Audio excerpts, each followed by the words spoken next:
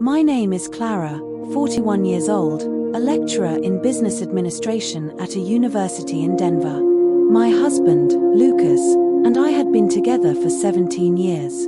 To outsiders, we were the perfect couple, a cozy home in the suburbs, 2 stable jobs, annual vacations like clockwork. But that glossy surface had been cracking for a long time. I just didn't want to see it. That evening, Lucas was in the shower. The sound of water running echoed from the bathroom, a backdrop to something else. A small ping from his phone, carelessly left on the nightstand. I'd never been the type to check my husband's phone. Trust was something I always protected. But intuition, that vague instinct you only believe when the pain cuts deep enough, pulled me up from my seat. The screen lit up. The notification was chilling in its simplicity. Table for 2 confirmed at Lumiere, Friday at 7:30 p.m. window seat as requested. She'll love it. I froze. Lumiere was one of the most expensive restaurants in Denver. We had once dreamed of going there for our 10th anniversary but cancelled because he had a work trip. I had never set foot in the place, yet now Lucas was planning a romantic evening there for someone else. I didn't plan to unlock the phone, but my hand moved before my mind could stop it. The passcode was still our wedding date. What I found was an entirely different world.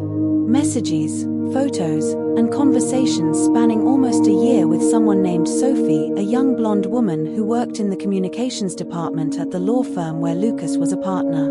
They chatted daily about everything, from morning coffee to the dress she wore at night.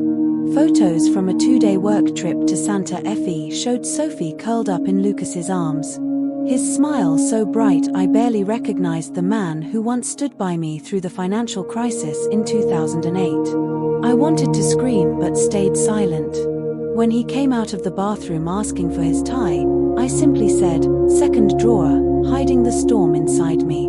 That night, lying beside him, I realized every suspicion had been right. And I was done pretending. The next morning, after Lucas left for work, I called HR and requested a 3-day leave. I needed time, not to cry, but to plan. If Lucas wanted a special night with Sophie, he'd have one, just not the way he imagined. I emailed Sophie's husband, Ethan Walker, pretending to be a university lecturer, inviting him to discuss a speaking opportunity. The dinner, Friday night, at Lumiere. Same time, same place. When Friday came, I dressed in the teal silk dress Lucas once said was too loud. I wasn't dressing to impress, I was dressing for battle. When Lucas and Sophie walked in laughing, they didn't notice Ethan sitting with me until Lucas's eyes met mine.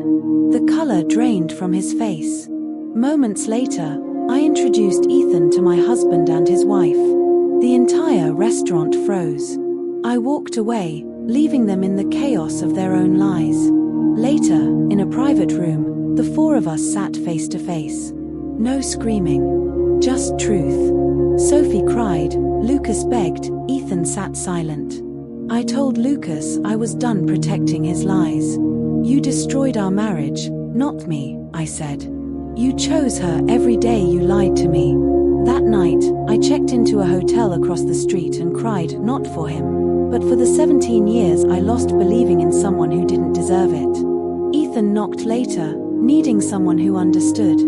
We talked for hours, not as lovers, but as 2 people broken by the same betrayal.